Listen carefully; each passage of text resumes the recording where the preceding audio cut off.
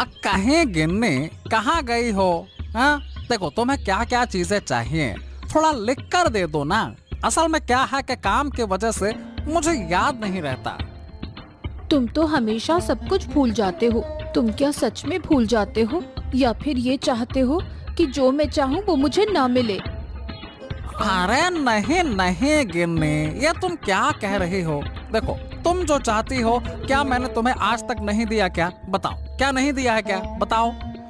हाँ हाँ दिया है, लेकिन इन दिनों तुम सब कुछ भूलने लगे हो। अरे भूल नहीं रहा हूँ, असल में जानती हो रोज नई नई चीजें देना कुछ खास नहीं रहता। मैंने सोचा कि एक दिन हफ्ते में तुम्हें जो चाहिए वो सब तुम्हारे सामने लाकर रख दूंगा, तब तुम खुश रहोगी और मुझे अच्छे अच्छे पकवान बनाकर खिलाओगी। क्यों? ठीक है, देख लेंगे। वैसे सुनो, आज आते समय एक बस्ता चावल ले आना, घर में चावल खत्म हो रहे हैं। ये लो, बिल्कुल जैसे ही ऑर्डर करोगी सामने ले आकर रख दूंगा। और देखो चारों तरफ लोग 2 वक्त की रोटी के लिए तरस रहे हैं। हाँ तुम ठीक कहते हो। वही मेरी छोटी बहन है, कहाँ से उसे पकड़ लिया, उस भिखारी से शादी कर ली। अब देखो 2 वक्त की रोटी के लिए आंसू बहा रही होगी। हाँ, तो फिर बताओ तुम्हारे जैसा सुख और कैसे मिला है? अब बताओ, मैंने तुम्हें अच्छे से रखा है या फिर नहीं? बताओ। हाँ सच में तुम मुझे बहुत अच्छे से रखते हो। मुझे खाने पीने की कोई कमी नहीं होती। हर महीने तुम मुझे 5 साड़ी देते हो और गहनों की तो कोई कमी ही नहीं है। हाँ, और तुम्हारी बहन? हाँ, अरे उसे तो साल भर में एक कपड़ा भी नहीं मिलता।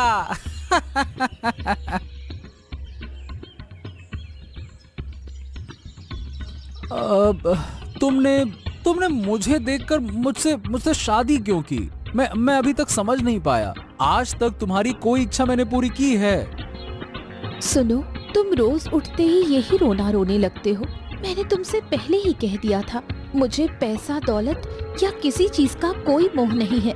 मैंने सिर्फ एक अच्छे दिल के इंसान को चाहा था। मैं इसी के लिए हमेशा ऊपर वाले से दुआ करती थी और इसीलिए मैंने तुमसे शादी की। अरे तो पसंद का कोई तरीका भी तो होना चाहिए था। अगर मैं तुम्हारी जगह होता ना तो मैं कभी भी खुद को पसंद नहीं करता। हाँ, तुम तो मुझे भी पसंद नहीं करते, ये बात तो तुम्हारी बातों से ही समझ आ जाती है। अरे ये क्या कह रही हो तुम? ये देखो, तुम रोज उठते हो और मुझे यही बातें सुनाते हो। इसी बात से समझ आता है कि शायद तुम मुझे छोड़कर किसी और से शादी करना चाहते हो। हाँ, ये क्या क्या क्या बात क्या कर रही हो तुम? ऐसा मैं कभी सोच नहीं सकता। असल में जब कोई आदमी अपनी पत्नी को ना बहुत सी चीजें देता है तो मुझे बहुत दर्द होता है। मैंने तुम्हें 6 महीने पहले एक साड़ी दी थी, वही अब तक पहनी हुई हो। मुझे ज्यादा कुछ नहीं चाहिए, जो कुछ भी है उसमें मैं खुश हूँ। मैं सिर्फ तुम्हारे साथ इस घर में शांति से अपना जीवन बिताना चाहती हूँ। कोई घर में है? एक बार बाहर आओ। क्या हुआ? क्या चाहिए यहाँ? मैं कब से रास्ते पर चल रही हूँ, तू मुझे दया करके थोड़ा पानी दे दे। मुझे बहुत तेज प्यास लगी है।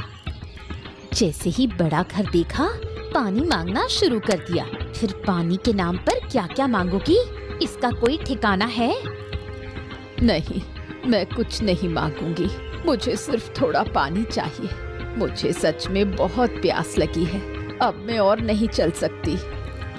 पानी वानी कुछ नहीं है, तुम यहाँ से चली जाओ। तू ऐसा क्यों बोल रही है? मैं तो तुझसे मदद लेने आई थी। ऐसे बहुत से भिखारी आते हैं, पहले पानी मांगते हैं, फिर खाना मांगते हैं, फिर पैसे मांगते हैं, फिर ऐसा बर्ताव करते हैं जैसे सारा सामान हमारे पास रखा हो। ऐसा मत कह, मैं ऐसी नहीं हूँ।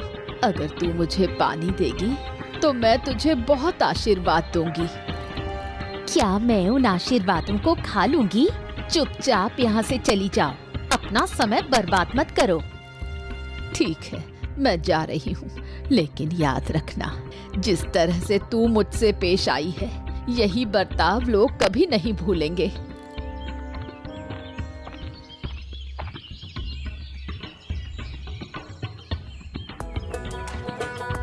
ले लो, खा। तुम लोग नहीं खाओगे तो क्या होगा? तुम्हारे लिए सुबह से बहुत सारा खाना रखा है, खा लो ना।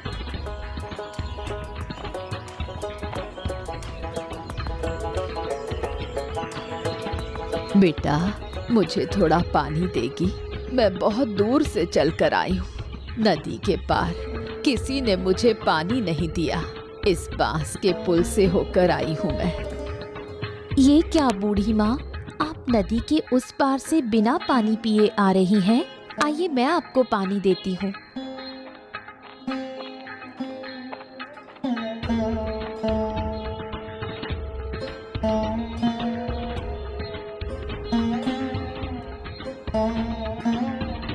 आहा, बहुत शांति मिली है बेटा।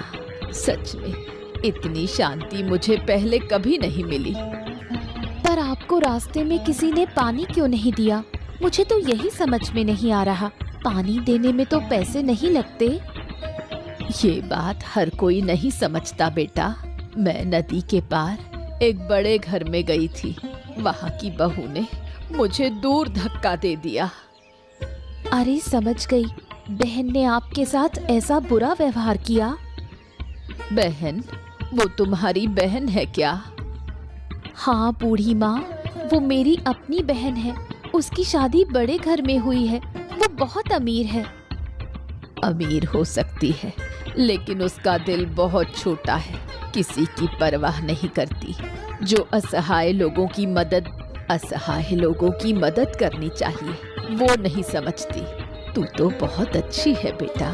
तू इस झोपड़ी में रहती है, लेकिन तेरा दिल बहुत बड़ा है। मैं आशीर्वाद देती हूँ बेटा, तुम लोग हमेशा खुश रहो। आप अब कहाँ जाएंगी बूढ़ी माँ? मेरे पास कोई जगह नहीं है। मैं रास्ते रास्ते घूमती रहती हूँ, देखती हूँ कि कहीं वृद्धाश्रम में जगह मिल जाए। अब मैं चलती हूँ बेटा, तुम लोग अच्छे से रहो।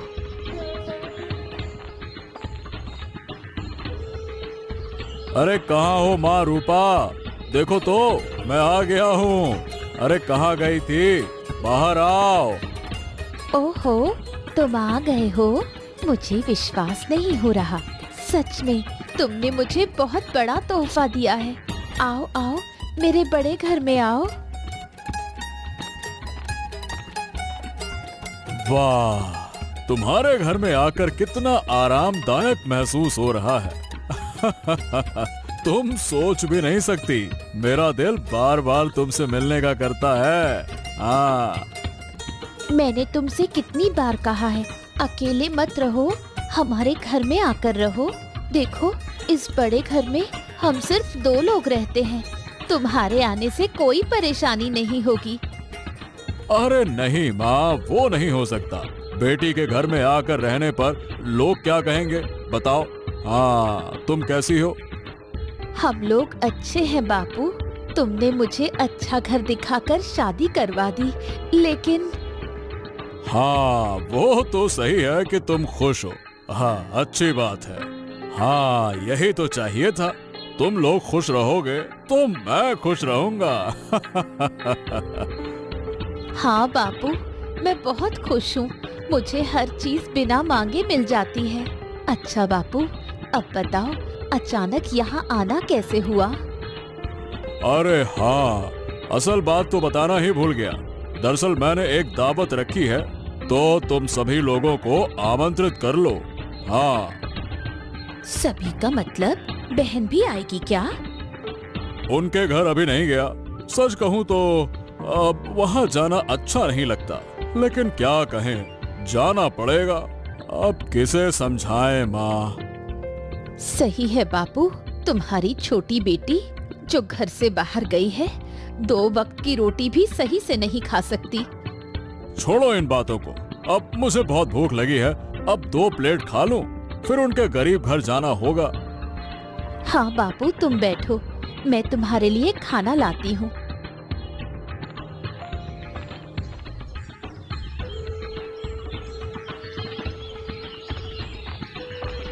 ओह बापू, तुम, मेरा सौभाग्य कि तुम मेरे घर आए। आओ आओ, अंदर आओ। अंदर आओ। अरे तुम्हारे अंदर तो सब सामान ही है, घर और बाहर कोई फर्क ही नहीं है।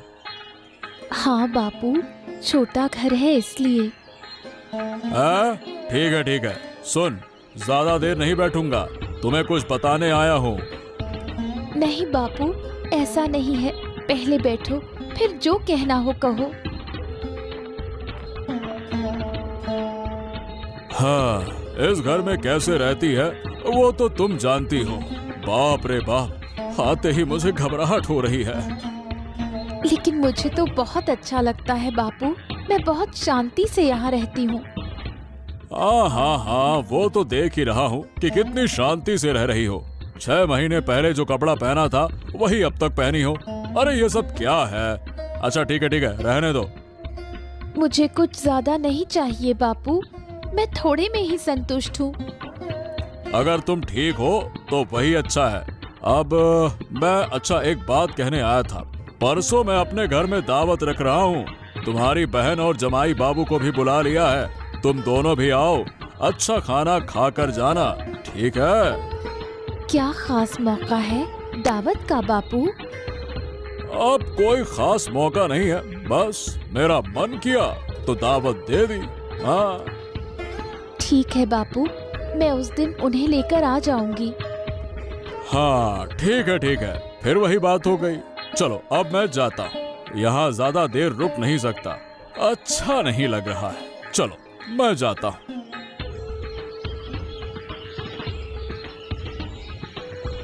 कहाँ दर्द हो रहा है बेटा, मुझे बताना, कहाँ दर्द हो रहा है तुझे?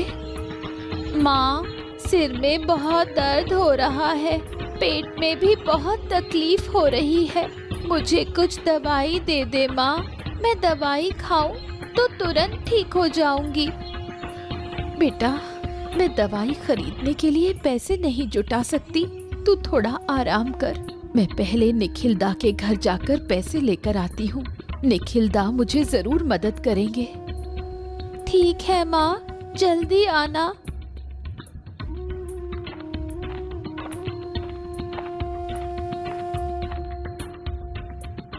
निखिलदा, कृपया मेरी मदद कीजिए, मेरी बेटी बहुत बीमार है, दवाई खरीदने के लिए मेरे पास एक भी रुपया नहीं है, अगर तुम मुझे कुछ पैसे दे दो तो बहुत अच्छा होगा। भाई, हम बहुत मुश्किल में हैं, मैं तुमसे मदद की उम्मीद लेकर आई हूँ, कृपया मुझे इनकार मत करो, नहीं तो मेरी बेटी की हालत बहुत खराब हो जाएगी, वो शायद बच नहीं पाएगी। अब मैं क्या करूं? कहां से मदद मांगूं? मुझे किसी भी हालत में अपनी बेटी को बचाना है। हाँ, मैं पलाशदा के पास जाती हूँ, लेकिन क्या वो मेरी मदद कर पाएंगे?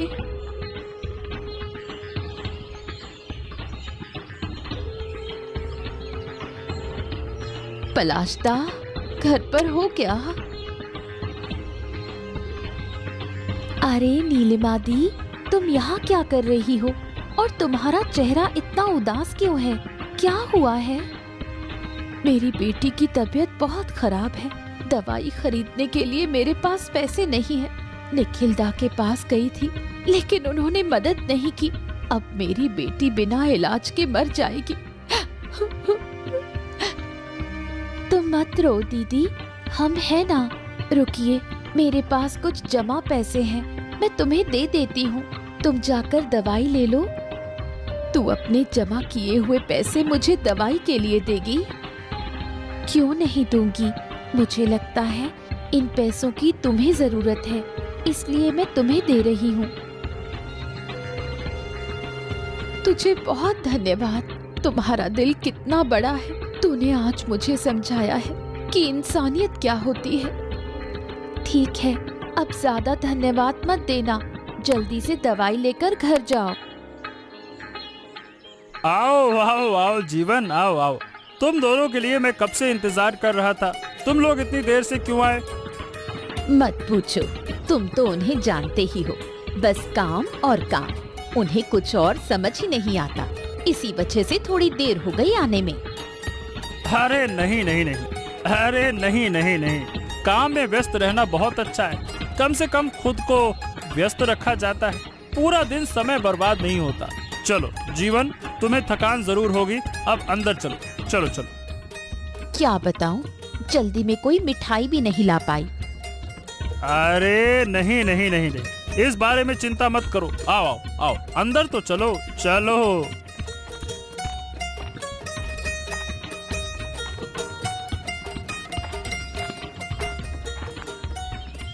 कैसे हो बाबू, तबीयत कैसी है?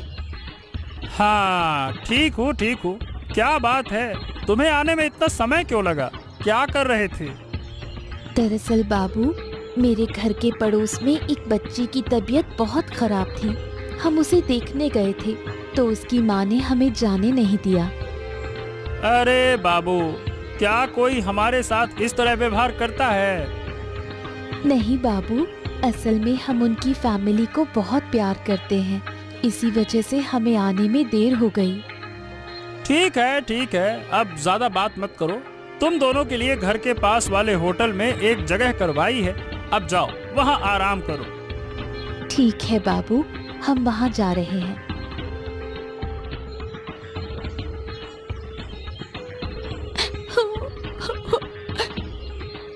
अरे क्या हुआ, तुम फिर से रो क्यों रही हो? क्या तुम्हारा दिमाग खराब हो गया है क्या? तुम्हें कुछ समझ नहीं आता? देखा, दीदी और जीजा जी को घर के अंदर ले गए और हमें इस बैठक में रहने दिया। ओफो, इसमें क्या बड़ी बात है? अगर उन्होंने हमें रहने दिया तो क्या फर्क पड़ता है? वो तो सही है, लेकिन जब हमें घर में जगह दी तो खाना भी हमें अलग अलग देना चाहिए था।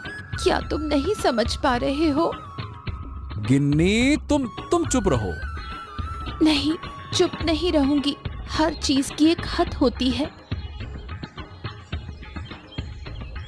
अरे रुको रूपा, बड़ी बहू को मछली का बड़ा सिर दो। कितनी मेहनत से मैंने उसे बाजार से लाया है, दो। हाँ बाबू, ये लो। और ये दीपा, तेरे पति ने कभी इतनी बड़ी मछली नहीं खाई है। देख, एक ही जगह दो खा ले, कब फिर मौका मिलेगा ऐसा खाने का? हाँ? असल में बाबू, क्या तुम जानते हो, हम तो ये मछलियाँ आमतौर पर नहीं खाते, इसलिए हम इन्हें पचा भी नहीं पाएंगे। तुम तो हमारी पसंद की चिंगड़ी मछली ला सकते थे। तुम लोग क्या खा सकते हो? चिंगड़ी मछली की बात करते हो। अगर तुम पहले कहते तो जरूर ला देता, लेकिन अब कोई तरीका नहीं है। क्या बात है बाबू, हमें दावत दे रहे हो और हमारी पसंद के बारे में एक बार भी नहीं पूछा। ठीक से बात करो दीपा, तुम बाबू को अपमानित कर रही हो। तुम्हें क्या लगता है, तुम्हारी इस तरह से बात करने की हिम्मत कैसे हुई? अपमान तो हुआ है दीदी। बाबू ने हम दो बहनों को बुलाया, जब तुम दोनों को अंदर रहने दिया तो हमें बाहर क्यों रखा? ओफो गिन्नी, चुप रहो। नहीं, चुप नहीं रहूंगी। हर बात की एक सीमा होती है। बाबू, मैंने तुमसे ये सवाल पूछा है, क्या तुमने ये जानबूझकर किया है? क्या तुम नहीं जानते थे कि हमारे घर में खाना पीना कैसा होता है? मुझे लगा कि तुम लोग ये खाना पसंद करोगे। तुम अब तक समझ नहीं पाए बाबू, जरूरत से ज्यादा हमें कुछ नहीं चाहिए। अगर तुम नहीं समझ पाए तो ये हमारे लिए अपमानजनक है। अब मैं यहाँ एक पल नहीं रुक सकती। तो तुम लोग अब चले जाओगे? अगली बार दावत पर बुला तो सोच समझकर। हमें तो बस चावल दाल और चिंगड़ी मछली चाहिए थी। चिंता मत करो बाबू, तुम्हारी दूसरी बेटी और जीजा जी है जिन्होंने तुम्हारे लिए इतना बड़ा आयोजन किया। अब तुम उन्हें खुश रखो। हम अब जा रहे हैं। ओफो, तुम ये क्या कह रही हो गिन्नी? तुम पापा के सामने ये सब बोल सकती हो क्या? हैं? अगर वो मुझे और तुम्हें अपमानित कर सकते हैं तो मैं भी बोल सकती हूँ। वो बड़े हैं इसलिए मैं अब तक चुप रही, लेकिन हमेशा चुप रहना ठीक नहीं है। अपने आत्मसम्मान को किसी के सामने बेचना नहीं चाहिए। देखो, मेरे लिए तुम्हें कितना अपमान सहना पड़ रहा है। ये तुम्हारी गलती नहीं है। जिनकी जैसी मानसिकता होती है वो वैसा ही करेंगे। चलो, दिन भर से कुछ नहीं खाया, घर में मैंने झींगा मछली तलकर छोड़ी है। 2 कटोरी चावल डालकर फिर झींगा मछली से आराम से खा लेना। अरे बाबा, आप यहाँ? अब नहीं आकर मैं रह नहीं सका। असल में मैंने तुम दोनों के साथ बहुत गलत व्यवहार किया है। मैंने आसपास के लोगों से सुना है कि तुम्हारा घर छोटा हो सकता है, लेकिन तुम्हारा दिल बड़ा है। इसीलिए मैं तुमसे माफी मांगने आया हूँ। अरे अरे, ये क्या कह रहे हैं बाबा आप तो बड़े आदमी हैं, हमसे माफी क्यों मांगेंगे? ऐसा मत कहिए, ऐसा मत कहिए। अब देखो, आज दोपहर मैंने जो व्यवहार किया, आहा, हमने उन बातों को अब सोचा भी नहीं है। आप इन सब बातों को भूल जाइए। पलाशदा, मेरी बेटी ठीक हो गई है। अगर मुझे उस दिन दीपा पैसे नहीं देती तो मैं दवाई नहीं खरीद पाती। हो, तुम्हारी बेटी तो बीमार हो गई, ये तो मुझे पता ही नहीं था। दीपा ने शायद आपको नहीं बताया, लेकिन आज मैं आपके पैसे वापस करने आई हूँ। किस पैसे की बात कर रही हो? मैंने तुम्हें पैसे लौटाने को कहा था क्या? तुम्हारी बेटी ठीक हो गई, मुझे बहुत खुशी हुई। लेकिन ऐसा कैसे हो सकता है? इस बारे में तुम्हें चिंता करने की जरूरत नहीं है। मैं फिर से काम करके पैसे जमा कर लूंगी। तुम अपनी बेटी का ध्यान रखना। सच में माँ, मैं हैरान हूँ तुम्हें देखकर। तुम गरीब होते हुए भी दूसरों की मदद कर रहे हो। मुझे तुम पर गर्व है।